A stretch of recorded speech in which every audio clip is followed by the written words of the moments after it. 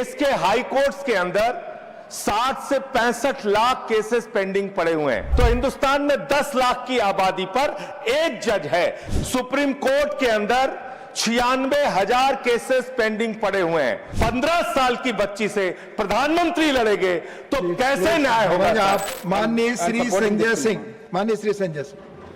धन्यवाद मान्यवर, आपने इस महत्वपूर्ण बिल पे मुझे अपनी बात कहने का मौका दिया। मान्यवर, जिस तरह से देश में अपराधों की संख्या बढ़ रही है, हत्या, लूट, बलात्कार, जमीनों पे कब्जा करने की घटनाएं बढ़ रही हैं, उसी प्रकार से जजों की भी संख्या बढ़नी चाहिए और कोर्ट्स की भी संख्या बढ़नी चाहिए, कोर्ट रूम की हालत भी सुधरनी चाहिए। उस दिशा में ये एक अच्छी पहल है सरकार की ओर से। लेकिन मान्यवर, मैं आपके माध्यम से इस सरकार से पूछना चाहता हूं कि देश के जिला न्यायालयों में 5 करोड़ केसेस पेंडिंग पड़े हुए हैं। 5 करोड़ केसेस पेंडिंग पड़े हुए हैं। देश के हाई कोर्ट्स के अंदर 60 से 65 लाख केसेस पेंडिंग पड़े हुए हैं। सुप्रीम कोर्ट के अंदर 96,000 केसेस पेंडिंग पड़े हुए हैं। क्या उसके हिसाब से आपके पास जजेज की संख्या पर्याप्त है? क्या उसके हिसाब से आपके पास कोर्ट्स की संख्या पर्याप्त है? अगर हिंदुस्तान की बात हम लोग करें मान्यवर, तो हिंदुस्तान में 10 लाख की आबादी पर एक जज है। विधि आयोग की रिपोर्ट के हिसाब से, और बार बार आपसे अनुरोध किया गया है कि 10 लाख की आबादी पर कम से कम 50 जजों की नियुक्ति आप कीजिए। निश्चित रूप से आप 33 की संख्या बढ़ाकर 37 सुप्रीम कोर्ट में कर रहे हैं, अच्छी बात है, लेकिन इसके साथ साथ आपको कोर्ट्स की भी संख्या देश में बढ़ानी पड़ेगी। और जो आज आबादी के मुताबिक जजों की संख्या है, हर स्तर पे उसको भी आपको बढ़ाना पड़ेगा।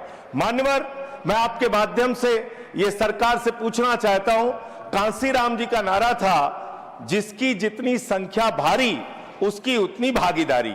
आज मैं बड़ी विनम्रता पूर्वक आपसे पूछना चाहता हूं, सुप्रीम कोर्ट के जजेस में कितने पिछड़े समाज से हैं, कितने दलित समाज से हैं, कितने आदिवासी समाज से हैं, कितने समाज के वंचित तबके से आते हैं? नहीं मान्यवर, उनकी भागीदारी बिल्कुल शून्य है। इसलिए न्याय अगर आप करना चाहते हैं, आज न्यायपालिका हो, कार्यपालिका हो, विधायिका हो, पत्रकारिता हो, सब में बराबर का प्रतिनिधित्व समाज के वंचित, शोषित, पिछड़े, दलित, आदिवासी तबके को देना होगा। इसके साथ साथ मैं अनुरोध यह भी सरकार से करना चाहता हूं, न्याय की स्थापना तब होती है जब ऊपर से लेकर नीचे तक न्याय करता हुआ दिखे। लेकिन बड़े अफसोस की बात है, 15 साल की बच्ची से प्रधानमंत्री लड़ेंगे तो कैसे न्याय होगा? सर, मुझे अपनी बात खत्म करनी है, मेरा समय बचा है। समय बचा है, मैं कह रहा हूं, बोल रहा हूं सर, आप बोलिए, पर बिल पर खत्म कर रहा हूं, बिल पे ही बोल रहा हूं सर, बिल पे ही बोल रहा हूं, इतनी देर तक बिल पे बोला। सर, मेरा अनुरोध ये है कि सरकार ऊपर से लेकर नीचे तक न्याय करती हुई दिखे। 15 साल की बच्ची से प्रधानमंत्री बनना चाहिए, बहुत ही दुर्भाग्यपूर्ण है। 15 साल की बच्ची को 15 साल की बच्ची को कैसे करेंगे? कब का? धन्यवाद माननीय सदस्यगण, आपको मालूम है, प्लीज बोलो।